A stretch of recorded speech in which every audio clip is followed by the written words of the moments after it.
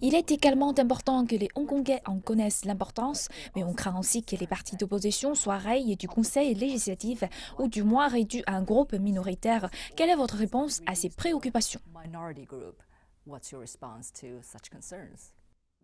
L'ensemble de cet objectif et des dispositions visant à améliorer le système électoral consiste à garantir que seuls les patriotes auront la possibilité d'administrer Hong Kong.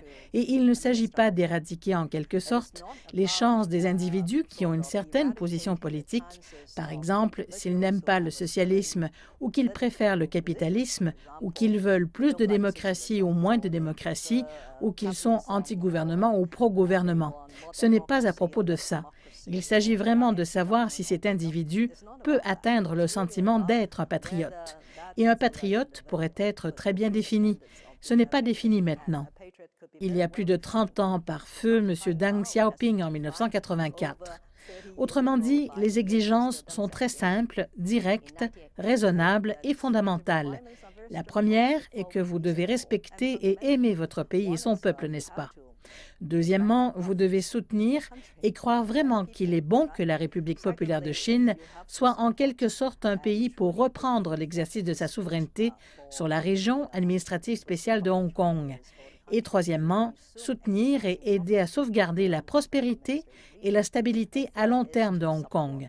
Ce ne sont pas des normes très exigeantes. Si les gens peuvent répondre à cette norme, je suis sûre qu'ils pourront être qualifiés. Et puis c'est à eux de dire aux gens quel genre de manifeste ils ont et ils pourraient aller au Conseil législatif. Et bien sûr, il doit y avoir une autre garantie, et c'est si les gens parviennent à entrer dans le Conseil législatif des ordres de vérification et de qualification. Mais s'ils ont n'importe quel comportement, une fois qu'ils sont devenus membres du Conseil législatif, il devrait encore y avoir un mécanisme pour les empêcher de continuer à gouverner la région administrative spéciale de Hong Kong. Et c'est quelque chose que nous allons mettre en place dans la législation locale.